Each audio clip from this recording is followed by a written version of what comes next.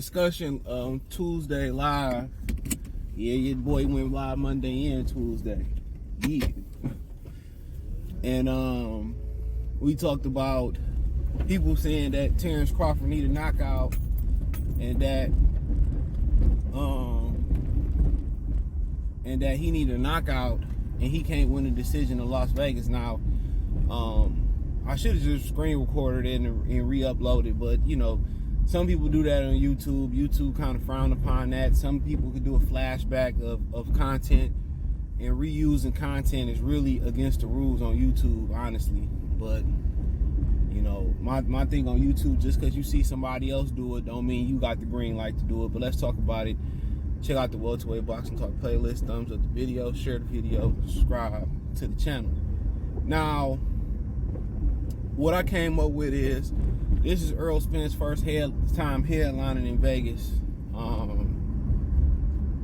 And this is Bud Crawford's 5th time headlining in Vegas. I didn't even know that. I just kind of like two. I just thought it was Postal and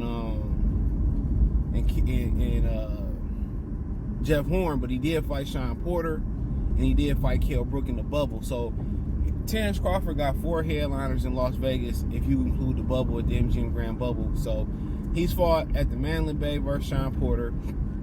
He's fought at the MGM Grand the rest of the times, I believe. The MGM Grand Convention Center, the bubble. He's fought Postal and I believe Jeff Horn at the MGM Grand Garden Arena inside the MGM Grand Casino. So, you know, does that kind of give him an inside track, you know, with the judges and the officials and how things are going in Nevada? Yeah, as far as the rules, you know, but most people believe that since, you know, he crossing the street that he gonna get robbed. Now, historically, guys that came over to PBC and got the decisions, I mean, Pacquiao got a close decision versus Keith Thurman, but we knew that was because Keith Thurman wouldn't get in the ring with Errol Spence, and they wanted to do Errol Spence and Manny Pacquiao. So we knew that. Kell Brook came and got a title off Sean Porter. Obviously, you know, Errol Spence came back and Spence spun the block and got that title. Jamie McDowell came and got a title, beat Kamada twice. When PBC first started, that was another Eddie Hearn fighter. Anthony Joshua took a title from Charles Martin, even though that was on UK soil. So, I mean, we've seen it happen before, and we've seen people get robbed. We've seen Gabriel Rosado get robbed. He was on his way to beating Peter Quillen. So we seen Andy Lee retain his title via a draw versus Peter Quillen. He got knocked down a few times. We seen some fishy shit with Robert Guerrero and Keith Thurman.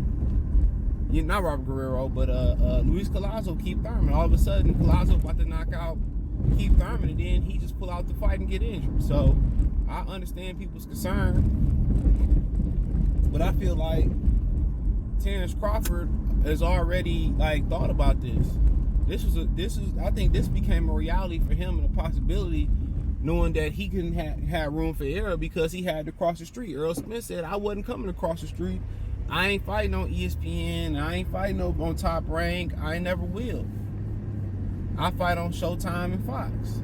And that's what the deal gonna be. So, I mean, at the end of the day, Terence Crawford knew he was gonna have to cross the street. Then it was like, well, you cross the street, you know, it'd be an easy fight to make, and it wasn't an easy fight to make. So he knew, you know, when they couldn't make a deal with Top Rank, and you know, he knew that you know, he would have to cross the street. So, you know, this been on your mind. You know, when you mentally prepare for something, it still can be a shocker, but it's not as big a shocker. You know, and then Tyson Fury, some people felt like he beat Deontay Wilder and got a raw deal. Mayweather felt that way when he first came and fought Wilder. So there's kind of split down the middle when it comes to, you know, PBC. They're not 100% robberies. Lomachenko came down and took the belt away from Gary Russell. You know, so we didn't see guys get their shit ran from PBC. You know, we didn't see some questionable shit, but a lot of the questionable shit that go down, besides Tyson Fury and whatever, it's been like, you know, mid to lower level fighters like Rosado and like, you know, like Rosado and like Collazo and guys like that. So we've seen guys come over there and take titles or whatever. So, you know, but then again, it is a thought that goes into the betting process. It is a thought. You know, would I be surprised if he got robbed? No, because if he get robbed, no matter if it's by a billion miles or a billion light years or by an inch, Errol Spence fans just gonna be happy to get the victory, no matter how shady it is, even if it's more shadier than Pernell Whitaker and Julian Cesar Chavez Sr. So that shit don't matter. It don't.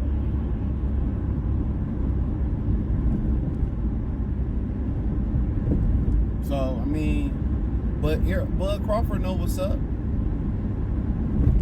You know, and he know it got to be one of those. It can't be what it was versus Sean Porter.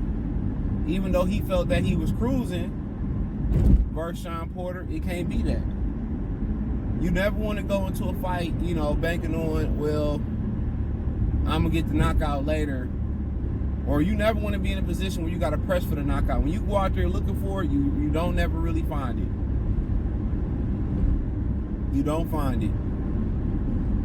So, you know, what do? You try to fight with perfection. You try to put a masterclass performance on, like Dimitri Bivol. Bivol came in, he said, I'm not worried about the judges, I'm not worried about losing my O. I'm worried about putting the best performance on possible. And when you're not pressing, you keep your composure and you locked in and you focus, you can do what you can operate. But you go into a situation knowing, well, I'm probably need to knock out the win, or every time he hit me, I gotta get it back. Then you get out of character, then you legitimately lose the fight. So obviously it's on your mind. You know, it's on your mind. But I think his experience in Vegas with the judges and officials fighting there 5 times as the main event, you know, he might get the benefit of the doubt. Everybody didn't think Devin Haney can win a decision over Lomachenko, but he got it. He got it. So anytime we think one way about a fight, a lot of times it goes the complete opposite way. You know, sometimes we think about a fight one way, right? And it goes a completely different way. It's like, oh, there's no way this fight going to the cards. Oh, guess what? It goes to the cards. So, like I said before, I think he got to strive for perfection. He got to strive one of those fights, which, you know, I feel that Errol got more room for error than he do. Errol, the house fighter, even though he hadn't fought in Vegas, it's PBC's house. Whose house? Al's house. It's Al's house. So I feel like he got more room for error. That's my opinion. But Crawford know that, you know, and he got to go out there and he got to start rounds fast, and he got to finish rounds hard and fast. You know what I'm saying? So it's pressure on him. But this is what you sign up for.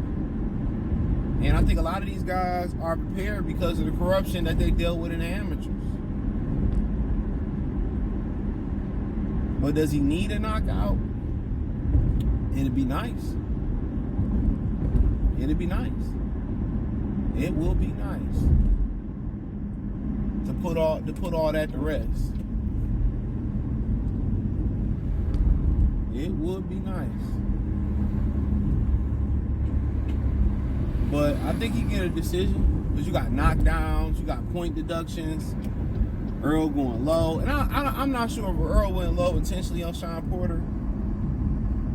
You know, you trying to go to a guy's body who, you know, who really low, who already short and who get lower. You know what I'm saying? You know, Bud was able to vary his punches a little bit better. And that's because Bud kind of squatted down a little bit on his shots, and Errol was standing straight up trying to throw those body shots. But it wasn't, I mean, you try to say it wasn't nothing surprise you in this fight.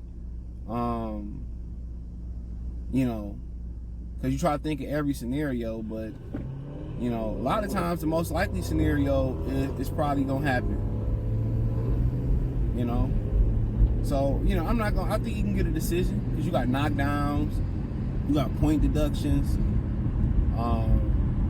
Who knows? This fight can end at a clash of heads, and it goes. You know, it could be under 4 rounds. I mean, you just never know. Somebody can hurt their shoulder. Somebody can get hurt in the ring. Somebody can suffer swelling, an eye cut, and it changes the whole trajectory. So one shot can change it. So, you know, it's the season where everybody overthinking. I try not to overthink it. But I'm definitely getting a little bit antsy about the fight. But one of the things that kind of keeping me less antsy about the damn fight is that who knew you why I'm voting they're gonna be first, and kind of there's some similarities in that fight too, to be honest.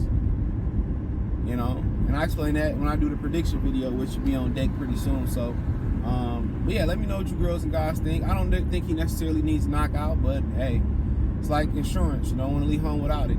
But thumbs up the video, share the video, subscribe to the channel. The subscribe button is the bell icon button. Hit all notifications, increase your chance to get notifications. We go live or drop a video.